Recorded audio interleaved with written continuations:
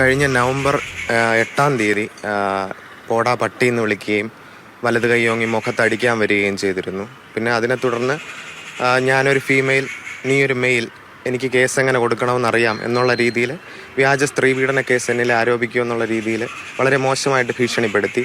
ഇതിനു മുമ്പും പലതവണ പരീക്ഷയിൽ തോൽപ്പിക്കുമെന്നും അല്ലാതെ പല രീതിയിൽ പരിഹസിക്കുകയും അപഹസിക്കുകയൊക്കെ ചെയ്യുന്നുണ്ട്. ഇതെൻ്റെ 4-ാമത്തെ പരാതിയാണ് ഇപ്പോൾ കൊടുക്കുന്നത്. ആദ്യത്തെ പരാതി എന്ന് പറയുന്നത് അതിൽ എന്നുള്ള രീതിയിൽ 3 പ്രാവശ്യം റിപ്പീറ്റഡ് ആയിട്ട് വിളിക്കുകയായിരുന്നു. സ്റ്റുഡൻസിൻ്റെയും ഡിപ്പാർട്ട്മെൻറ്റിലുള്ള പോലീസിൻ്റെയും മുമ്പിൽ വെച്ചായിരുന്നു ഇതൊക്കെ ചെയ്യുന്നത്. അന്നും ഇതേപോലെ വലത് കൈയോങ്ങി മുഖത്തടിക്കാൻ വന്നിരുന്നു. അന്ന് സ്ഥിരമായിട്ട് നുള്ളുക എന്നുള്ളൊരു സ്വഭാവം ഉണ്ടായിരുന്നു.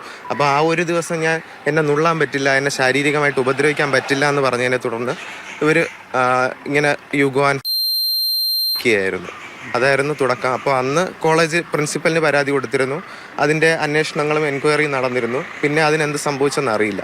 2-ാമത്തെ പരാതി ഈ ആദ്യത്തെ ഇൻസിഡൻറ്റിൽ ഒരു തീരുമാനം ആകാത്തത് കൊണ്ട് അന്ന് നടപടി കൂടുതലായിട്ടൊന്നും ഉണ്ടാവാത്തതുകൊണ്ട് ആരോഗ്യമന്ത്രിക്ക് പരാതി കൊടുത്തിരുന്നു. അതിനെ തുടർന്ന് എൻക്വയറി ഉണ്ടായി. പക്ഷേ അതിൻ്റെ റിപ്പോർട്ട് എന്താണെന്ന് എനിക്കറിയില്ല.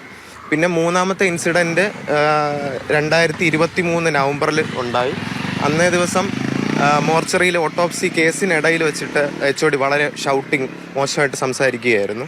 ഇപ്പോൾ ഈ കഴിഞ്ഞ നവംബർ 8-ാം തീയതി സംഭവിച്ചതാണ് ലേറ്റസ്റ്റ് ആയിട്ട് നടന്നത്. ഈ പോടാ പട്ടി എന്ന് വിളിക്കുന്നതും വളരെ മോശമായിട്ടുള്ള രീതിയിൽ സംസാരിക്കുന്നു. ഇതിനെ തുടർന്ന് എനിക്ക് മോർച്ചറി ബാൻ ഉണ്ടായിരുന്നു.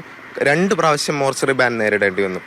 അതായത് എനിക്ക് പോസ്റ്റ്മോർട്ടം ചെയ്യാൻ കേസ് തരില്ല, അല്ലെങ്കിൽ പോസ്റ്റ്മോർട്ടം കാണാൻ പറ്റില്ല, മറ്റ് അധ്യാപകരോട് പഠിപ്പിക്കരുതെന്ന് പറയുന്നു, മോർച്ചറിയിൽ കയറാനോ നോക്കാനോ പാടില്ല എന്നുള്ളൊരവസ്ഥയായിരുന്നു കഴിഞ്ഞ 2 പ്രാവശ്യം ഞാൻ അനുഭവിച്ചത്. ഇതിനെ തുടർന്നാണ് അവസാനം ഗത്യന്തരമില്ലാതെ മുഖ്യമന്ത്രിക്കും ആരോഗ്യമന്ത്രിക്കും മനുഷ്യാവകാശ കമ്മീഷനും കംപ്ലയിൻറ്റ് കൊടുക്കുന്നത്. കോളേജ് തലത്തിലും DME തലത്തിലും എൻക്വയറി ഉണ്ടായി. DME കോട്ടയം മെഡിക്കൽ കോളേജിലേക്ക് വന്ന് മറ്റ് വിദ്യാർത്ഥികളെയും ഫാക്കൽറ്റീസിനെയൊക്കെ എൻക്വയറി ചെയ്യുകയുണ്ടായി.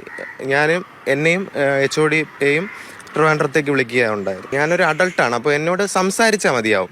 എൻ്റെ ശരീരത്തിൽ തൊടേണ്ട യാതൊരു കാര്യവുമില്ല. ഞാൻ MBBS പഠിക്കുന്ന തൃശ്ശൂർ മെഡിക്കൽ കോളേജിലായിരുന്നു.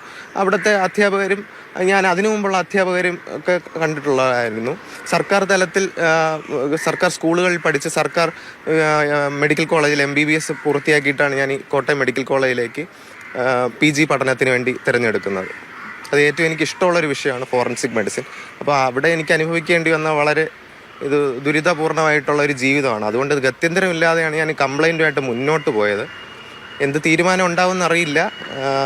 എൻക്വയറികൾ പൂർത്തിയായി. അതിൻ്റെ നടപടികൾ എത്രയും വേഗം ഉണ്ടാവുമെന്ന് പ്രതീക്ഷിക്കുന്നു.